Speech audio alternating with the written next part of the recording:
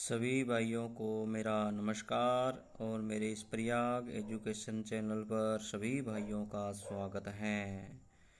मैं आज साइकोलॉजी का 8वां चैप्टर डाउनलोड कर रहा हूँ। यदि किसी भाई को किसी भी परीक्षा TET, C TET, B TET, UP TET में यदि ये लाभदायक हो तो इसको लाइक करें, सब्सक्राइब करें, आगे से आगे भेजें। तो इसमें हम फर्स्ट क्वेश्चन की ओर चलते हैं। इसमें फर्स्ट क्वेश्चन है, मैडम चाय खाती हैं वाक्य हैं। तो इसमें आंसर तीसरा है, वाक्य विन्यास की दृष्टि से सही हैं लेकिन अर्थ विज्ञान की दृष्टि से गलत हैं। दूसरा है, एक विद्यार्थी कहता है उसका दादा आया है। एक शिक्षक होने के नाते आपकी प्रतिक्रिया होनी चाहिए। तो कैसी प्रतिक्रिया होनी चाहिए कि अच्छा उसके दादाजी आए हैं। तीसरा है, एक महिला ने भोजन प्राप्त करने के लिए अपने बच्चे को बेच दिया। इस खबर को डैश के आधार पर अच्छी तरह समझा जा सकता है। तो किस आधार पर समझा जा सकता है, वो है पदानुक्रमित आवश्यकताओं का सिद्धांत। उसके बाद चौथा क्वेश्चन है, निम्नलिखित में से कौन सा सूक्ष्म गतिक कौशल का उदाहरण है। तो कौन सा है, वो है लिखना। कौन सा है, वो है लिखना। उसके बाद में पांचवा है, एक सशक्त विद्यालय अपने शिक्षकों में निम्नलिखित योग्यताओं में से किसे सर्वाधिक बढ़ावा देगा। तो किसे देगा, वो प्रतिस्पर्धात्मक अभिवृत्ति को। किसको, प्रतिस्पर्धात्मक अभिवृत्ति को।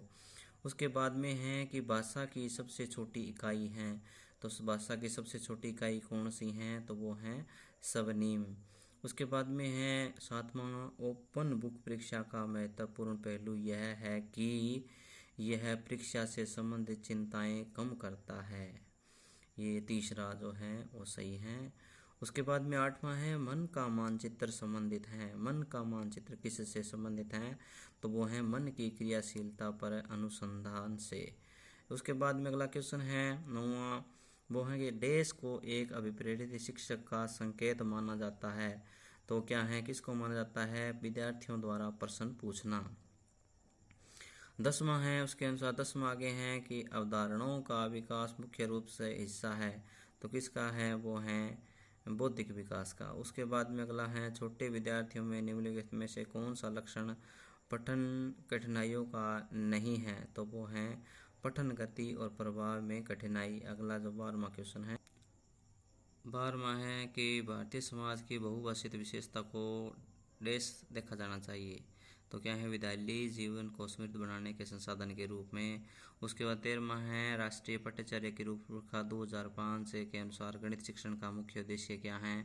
तो उसमें है कि बालकों में तार्किक चिंतन और समस्या समाधान योग्यता का विकास करना। उसके बाद में 14वां है, नैदानिक परीक्षा का मुख्य उद्देश्य है। तो उसमें क्या है, अकादमिक कठिनाइयों के कारणों का पता लगाना।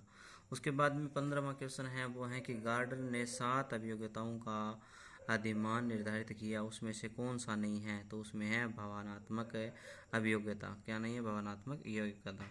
उसके बाद में संक्षिप्त रूप PSRN जो कि विकास से संबंधित है, व्याख्या करता है। किसकी व्याख्या करता है, वो कहता है समस्या हल, उसके तार्किकता एवं आंकिक क्षमता का। समस्या हल, तार्किकता व आंकिक क्षमता का। उसके बाद 17वां क्वेश्चन है, निम्नलिखित शिक्षक के रूप में आप बालकों का उच्चारण सुधारने के लिए निम्न में से क्या उपाय करेंगे। तो क्या करेंगे, शब्दों को टुकड़ों में बांटकर श्यामपट्ट पर लिख देंगे और बालकों को शुद्ध उच्चारण करके सुनाएंगे, उससे शुद्ध उच्चारण दोहराने को कहेंगे, या उपरोक्त सभी। तो उसमें है उपरोक्त सभी।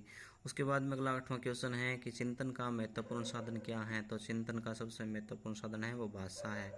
19वां है, एक योग्य शिक्षक का भाषा पर पूर्ण अधिकार होना चाहिए, क्योंकि भाषा के द्वारा ही शिक्षक अपने विचार बालकों के समक्ष आसानी से रख सकता है। उसके बाद में अगला क्वेश्चन है, वो है कि छोटे बालक लंबे और कठिन शब्दों का सही उच्चारण नहीं कर पाते हैं।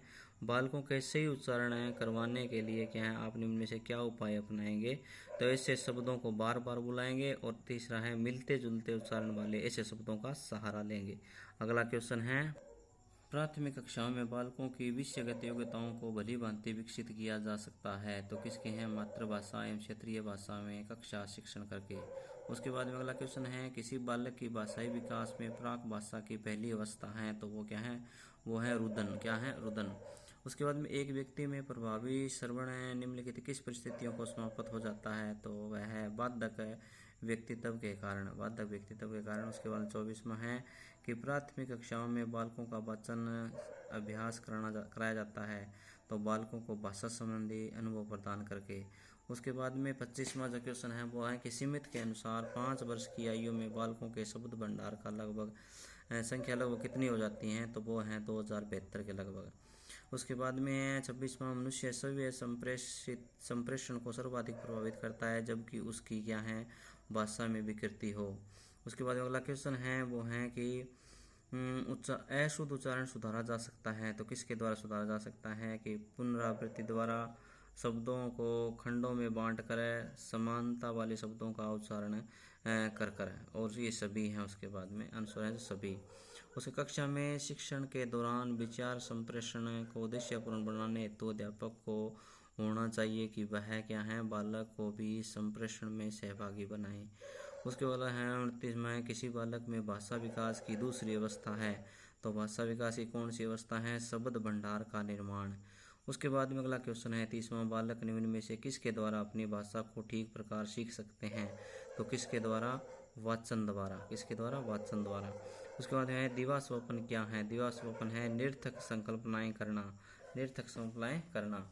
उसके बाद में अगला है 32वां, बालक भाषा के अंतर्गत सबसे पहले सीखता है, तो वो किससे सीखता है? संज्ञा से सीखता है। 33वां है भाषा शिक्षण के मूल कौशलों के अधिगम को किस दृष्टि से इसमें सर्वोच्च प्राथमिकता दी जानी चाहिए? तो इसमें है मुख्य अभिव्यक्ति को। अगला क्वेश्चन है किसी बालक के भाषा विकास को प्रभावित करने वाला कारक हैं, तो क्या है वो? बताना है हमें कि ये हैं द्विभाषावाद, आर्थिक स्थिति और बुद्धि।